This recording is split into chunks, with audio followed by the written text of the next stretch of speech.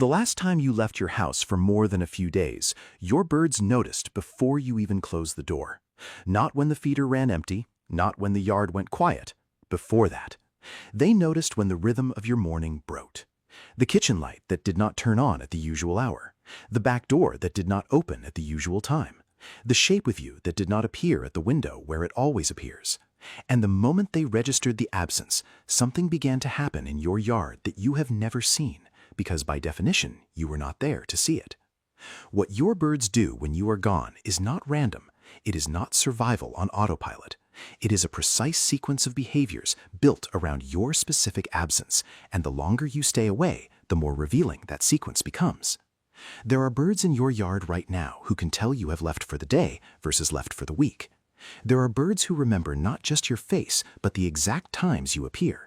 And there are birds who, after you have been gone long enough, will adjust their entire territory around the assumption that you are not coming back. Welcome back to Backyard Bird Mind. Today, we are going to walk through exactly what happens in your yard during the hours and days you are away. You will learn what they do in the first morning without you, how their visit pattern shifts on day 2 and day 3, what the research from Cornell and the University of Washington has revealed about how they remember you, what happens when your absence stretches into a week or more, and finally, what they actually recognize the moment you return.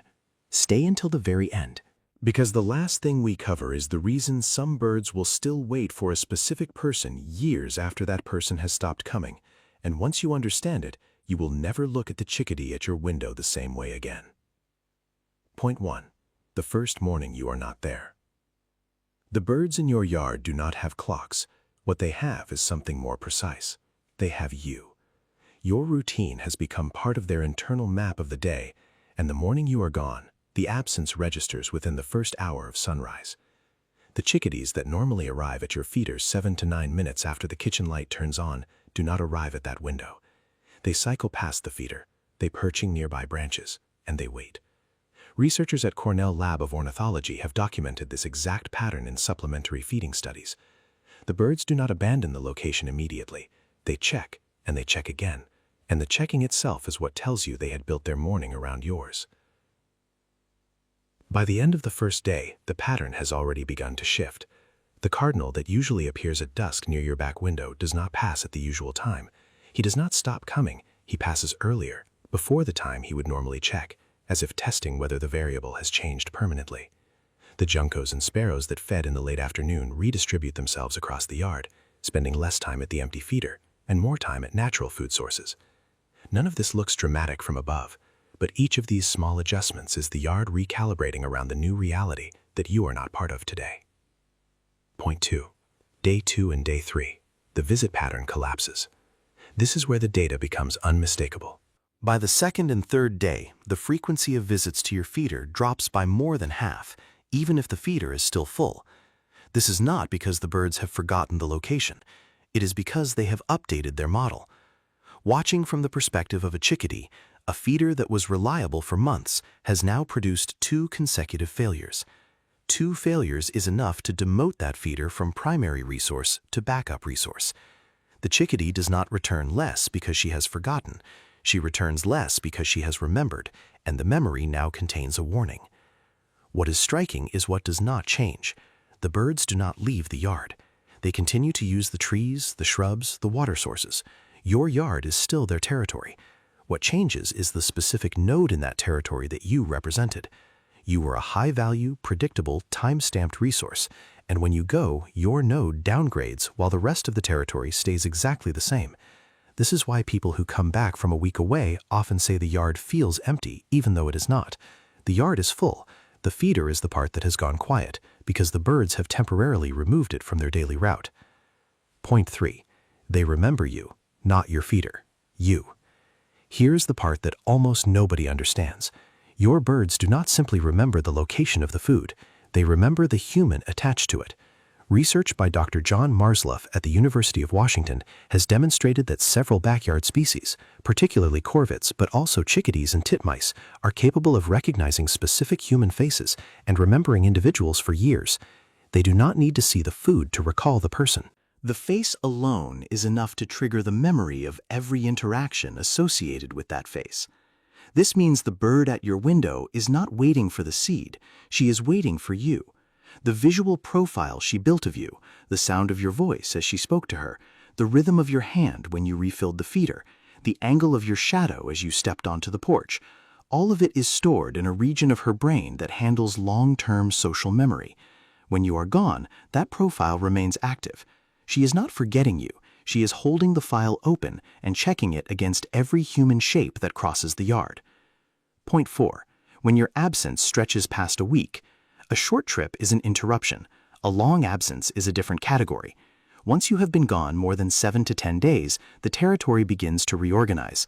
The dominant birds at your feeder, the ones who held priority access while you were there, lose that priority because the resource itself has gone unreliable. New birds, lower in the previous hierarchy, begin to test the feeder more aggressively. If the food runs out, they move on. If a neighbor begins feeding, the population shifts toward that yard. There is also a quieter pattern that emerges during long absences, one that almost no one sees, because by definition no one is there to watch it. The birds who knew you best, the ones who had built the tightest routine around your appearance, are the slowest to leave. The chickadee that came to the same branch every morning continues to come to that branch for days after the resource has gone quiet. She does not feed, she perches, she watches the back door, and then she leaves and returns later and watches again.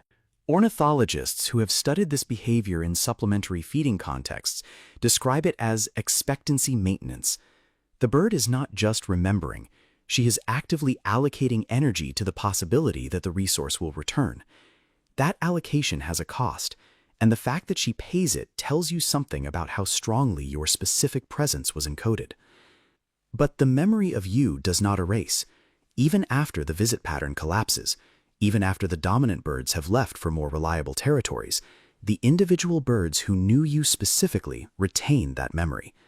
Studies on chickadee spatial memory have shown that these birds can remember the location of thousands of cached food items for months, and they can remember the humans associated with reliable food sources for at least as long. When you return after 2 weeks, the response is not random. The birds who recognize you respond first. The new birds, the ones who arrived during your absence, respond to nothing because they have no file on you yet. This is why your return often feels uneven.